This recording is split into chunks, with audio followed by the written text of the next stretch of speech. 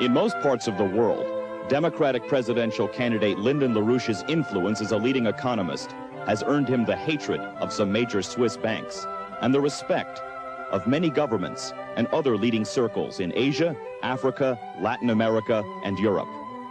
Since he predicted accurately the economic disasters to which the Carter-Mondale and Volcker policies would lead, the quarterly LaRouche-Riemann forecast for the U.S. economy has earned LaRouche the reputation of the world's most successful economic forecaster. Today, he speaks to you from his living room on the misery and danger which threaten our nation's economy in the months ahead.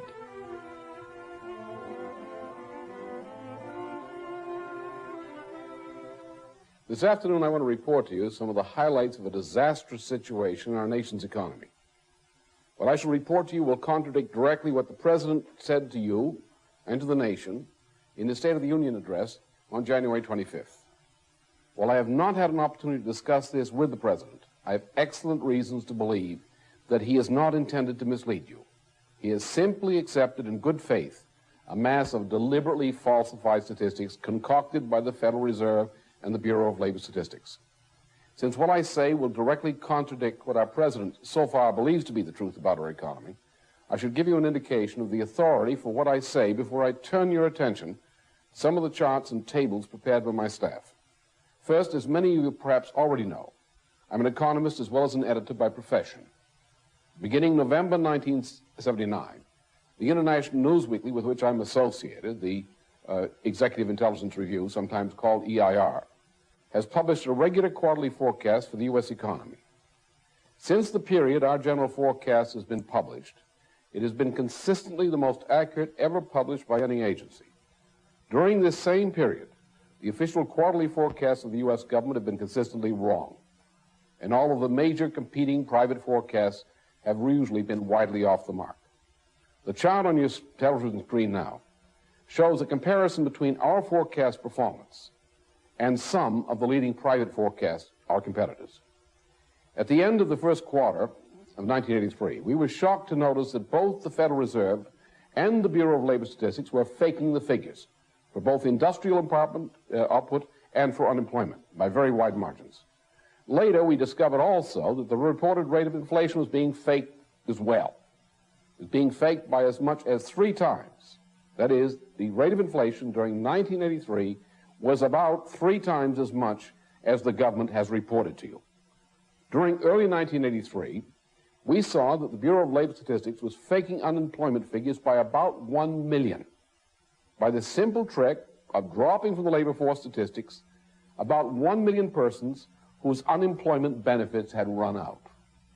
By the summer of 1983, the fakery by the Federal Reserve was really becoming awful.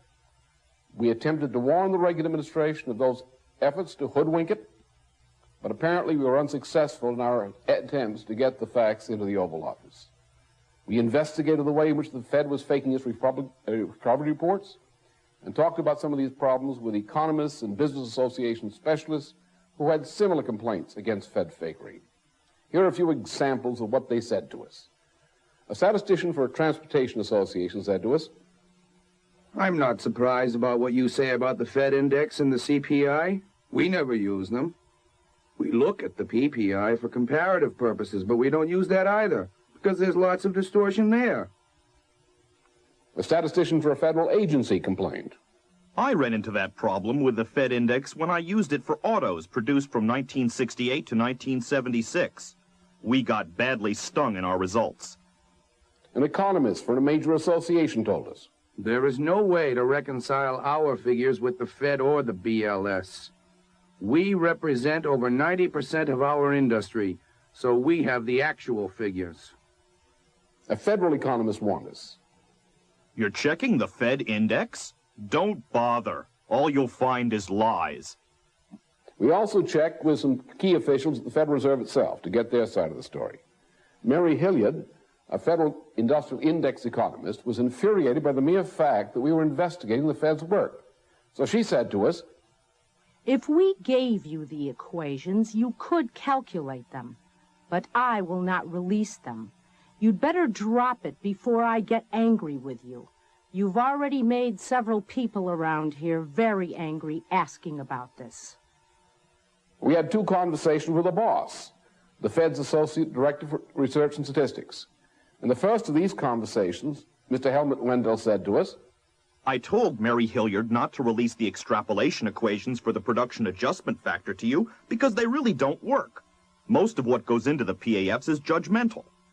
The reason we don't release them is that other people would use them, but no one would ever get the results we get. They would predict wrong and get mad at us. In the second conversation, he said to us, telling us a few facts about the way the Fed upswing reports are being faked. We assume that since it's a recovery, production per man-hour must be rising. So we add 3% for productivity.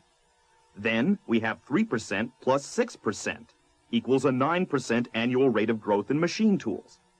But then somebody might say orders are down for machine tools, so we decrease it to 7.5%.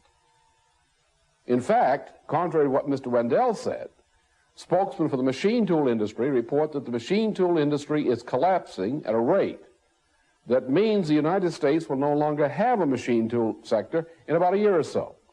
In fact, during 1983, the levels of activity of the machine tool industry fell below the threshold level at which existing government law should have obliged our government to step in to rescue the industry from collapse.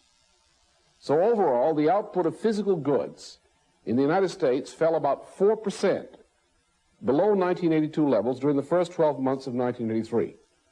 It's true that a flow of low-price credit did uplift the automobile sales by increasing the ability for people to borrow money to buy autos. And this increased auto sales significantly during 1983. There was also a spurt in prefabricated housing. But the net effect of rising sales in auto and housing, combined with continued collapse of the farm sector and continued collapse of other industrial sectors, brought the 1983 physical output levels for the economy as a whole below by about 4%, 1982 levels.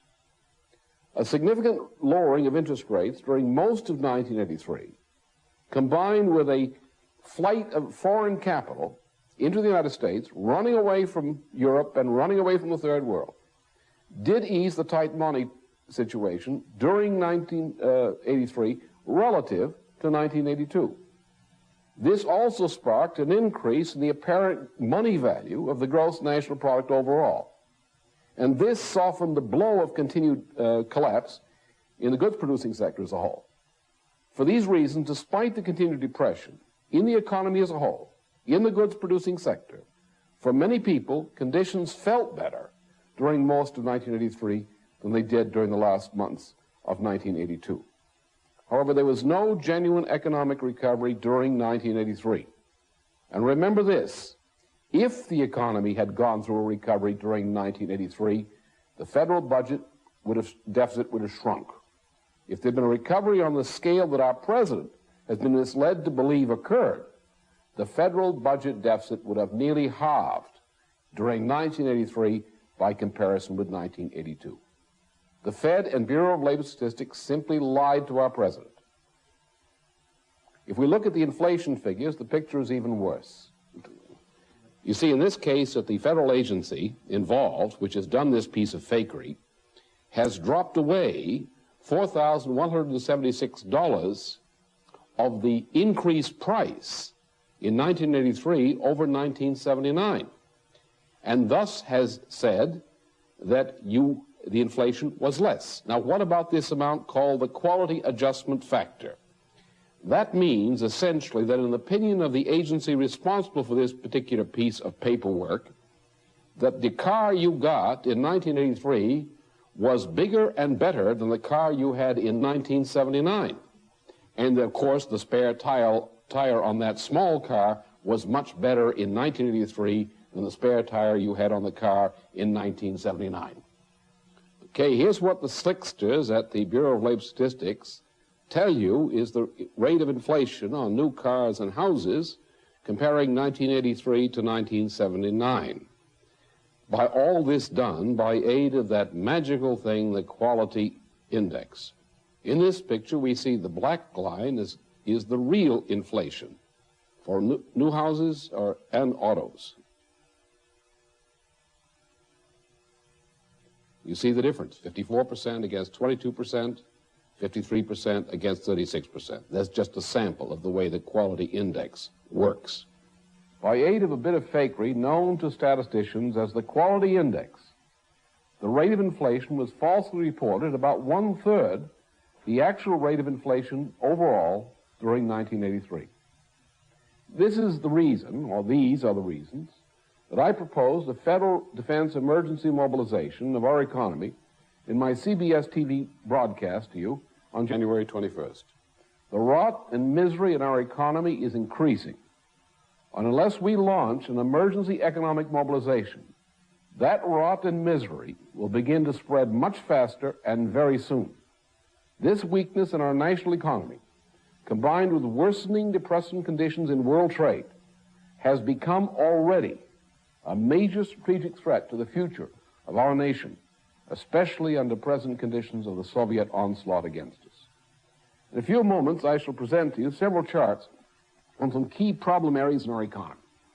I shall indicate to you the kind of economic catastrophe threatening us and what measures we must take to get a genuine economic recovery underway. However, before I come to that, I report to you another major problem threatening our economy: the danger of an international financial collapse, which could come as early as sometime during the immediate months ahead. Now, as most of you know, a short time ago, our president, President Reagan, put his shoulders behind a so-called IMF bill. And as a result of his pressure, the Congress voted up a multi-billion-dollar bailout of the Swiss bankers conducted through the International Monetary Fund. The passage of this bill, people in the government, and together with some groups of major banks, to push through a number of paper-juggling measures at the last minute. These patchwork measures prevented what was threatened to be a collapse of the international banking system on or about December 31st of this past year. Now, for example, of how this worked, instead of being more than 90 days in default, as it would have been without this paper shuffling at the last minute, Argentina was miraculously kept at a level of merely 89 days in default. This difference of 1 day saved the United States bankers from having to write off the entirety of Argentina's foreign debt from their books. The same thing happened in Brazil. Brazil closed out the year at only 88 days in default, again due through magical paper shuffling, instead of the U.S. bankers having to write the entirety of the debt of Brazil off their books. The same thing is true to most of the economies of Latin America. The economies of these countries are generally collapsing as a result of this kind of situation. When March 31st rolls around, the threat of international collapse is going to have to be faced all over again. And it's going to be much more difficult to fake up the paper the way they did the last time. The problem will be much bigger, and it will be much worse than it was at the end of 1983. The problem here is not just Latin America. The International Bank has already written off entire nations of black Africa. As a result of these decisions by bankers, millions are now dying in black Africa of famine and epidemic. The Philippines are also being destroyed as a nation as a result of the same kind of operation by various international banking groups. For quite similar reasons, Israel is forecast to suffer a rate of inflation of about 300% during 1984. And in addition, under the austerity pressures from our State Department, our ever-loving State Department, a dangerous situation is being created inside Israel itself. There are several nations in Western Europe that are approaching the same threshold for financial collapse as Latin American nations. We've reached a point in the world that a major financial crisis within any one of several nations in various parts of the world could now, or by March 31st, set off a financial chain reaction collapse worldwide, which would wipe out at least between $1 and $2 trillion of paper values within these nations, within the first round of collapse. And most of that wipeout would occur inside the United States. Those people who speak of recovery, who talk of prosperity just around the corner, are falling into the same trap that brought down poor Herbert Hoover after the effects of the 1929 world financial collapse. This depression, however, like all modern depressions, is completely unnecessary. During the period 1939 through 1943, President Franklin Roosevelt proved that with the right measures, the federal government can get us out of a depression anytime it chooses, or can stop a depression at any time our government has the sense and the willpower to take the necessary measures. It's for this reason that I propose a national emergency mobilization in my TV broadcast on CBS on January 25th to do essentially what Franklin Roosevelt did to stop the last depression or to get us out of it, to use the same methods now. The same methods will also help us stop a worldwide financial collapse as well as get us out of a depression in the United States itself. The charts I'm going to come to in just a minute which were prepared by my collaborators under my request, are only a few samples from a much longer written report which we are now preparing for publication. Because of the obvious limited time available here, I've selected a few key charts from that report. I shall concentrate on a few subjects such as employment and the condition of rot in certain parts of our infrastructure and the rot also in other selected areas of production. As we proceed through discussion of these charts, I shall ask you to keep in mind the measures of national economic mobilization I summarize for you again today. To solve the problem, which I'll point out to you, and similar problems as well, I propose specifically this, that we federalize our Federal Reserve System according to Article 1, Sections 8 and 9 of our Federal Constitution. Under that arrangement, we shall take away from the Fed its power to print money as it chooses. And this has been a violation of the Federal Constitution ever since the Fed did it. We shall also prevent the Fed from continuing to operate its favorite game, that inflationary Keynesian multiplier. Now, in having shut down the ability of the Fed to manufacture money and credit as it chooses, and to supply an adequate amount of credit to our private banks to get the economy going again, the Congress must authorize an initial issue of about $500 billion of gold reserve currency notes. These will be priced at about $750 an ounce of gold. These notes must be loaned at discount rates of between 2% and 4% for the kinds of loans which I shall indicate to you that should be used for. The purpose is to put 5 million or more of our unemployed back to work fairly quickly, and to get our farms and our factories moving again. To solve the financial crisis side of this problem, we must reorganize the international monetary system, making the gold reserve currency the standard value for a new international monetary system, a new international monetary order. We must reorganize the indebtedness of nations, such as those of Latin America, to spread the debt payment out over a longer term, and to refinance their debts at discount rates of between 2% and 4%. We must use the power of the federal government at the same time to assure that our bankers hold these debts on their books at par values and don't monkey around with the speculation on these new debts. By federalizing our Federal Reserve System, our government has the power to use a gold reserve dollar to force an international reorganization in collaboration with our friends in Latin America and elsewhere. And once we impose that, we've got the financial crisis under control, more or less permanently. One of the uses of the new credit issued is to finance our nation's export trade and capital goods to developing nations, especially Latin America. These export increases would provide, according to our calculations, conservatively about 3 million new jobs inside the United States, a target that I've adopted for about 8 million jobs to be added during the immediate period ahead, as fast as we can crank this up, is, by everything I know, is a highly reasonable goal. We can do it. And at that level, our federal deficit will be wiped out. So don't worry about our federal deficit. We can fix it if we've got the will to do it. Don't have to cut defense, don't have to cut anything else. Now, will this work, the international financial reorganization? Well, it'll work, yes. Will other countries cooperate with it, with us in this? Yes.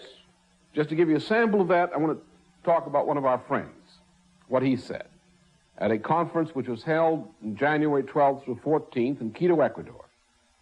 President Osvaldo Hurtado, the host to that conference and president of Ecuador, said within his opening remarks, to the degree that our countries continue restricting their imports to correct the balance of payment deficits, they are contributing to delay the recovery of the developed countries and to increasing bankruptcies and unemployment in the North.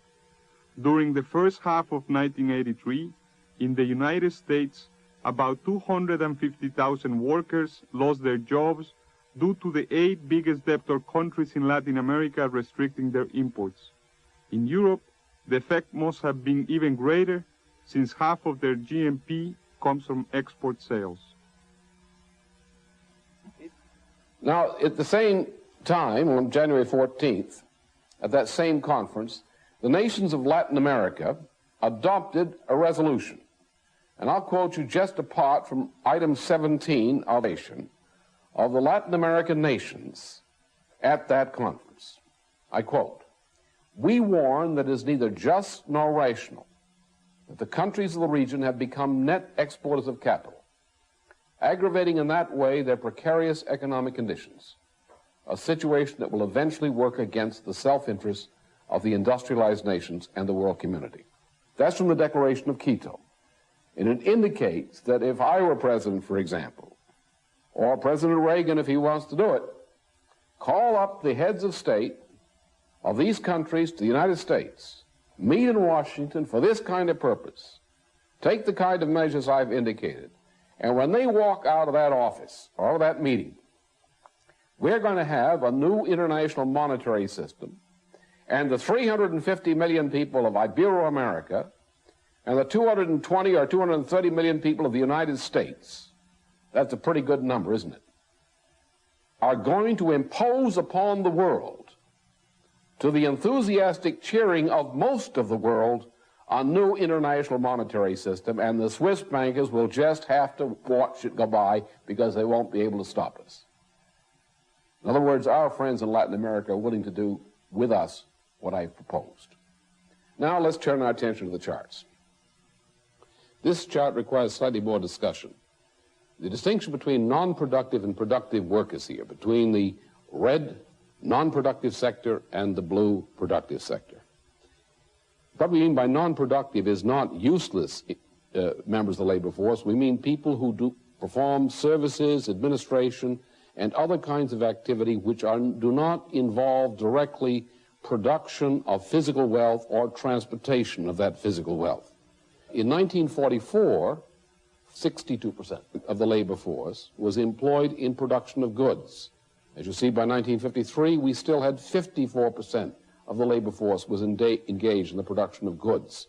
In 1965, we had dropped only at that point to 44% of our labor force employed in production of goods. And finally, today, only 21% of the labor force is employed as operatives. The significance of non-productive employment here is that non-productive employment corresponds to overhead expense in the economy. Therefore, where the overhead expense in 1944 was 38% of the total cost as represented by labor, today in 1983, or the past year, 1983, overhead cost was 79% of the employment dollar.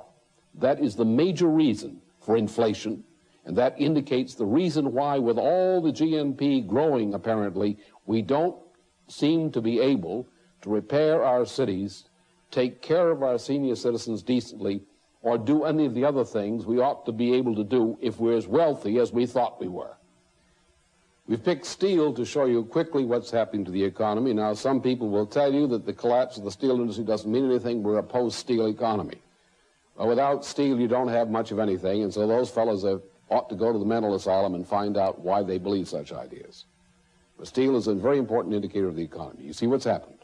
In millions of tons of output, 110 million tons in 1974, we still had 100 million tons in 1979, the year that Carter, Mondale, and Volcker started pushing us into the Depression, and now you see us collapsing to 67 million tons in 1983.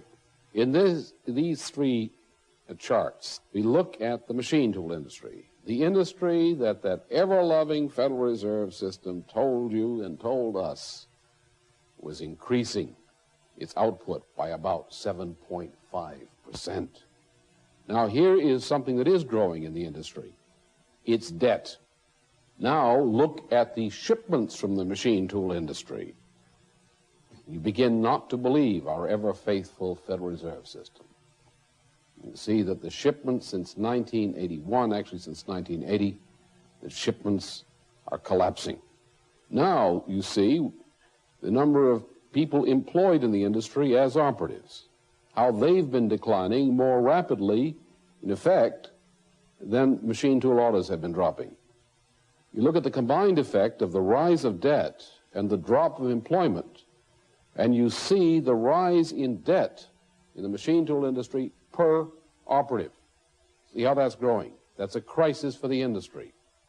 Now, this seems to be a fairly small industry, employing about 100,000 operatives, and much less today. You say it's not very important. But without the machine tool industry, my friends, the United States is out of business.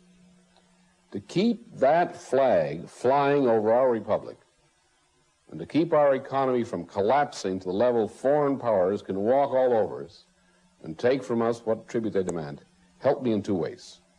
First, help me get a message through to the President. He's a good man, and once he sees the truth, I'm sure he'll act in our national interests. Second, help me and the thousands of Democrats who are now running in the party for various offices who support me in the policies I propose to you to do today. Democrats, let those of us who remember take back the leadership of the Democratic Party from this gang that's taken it over and make our party, once again, a party of which President Franklin Roosevelt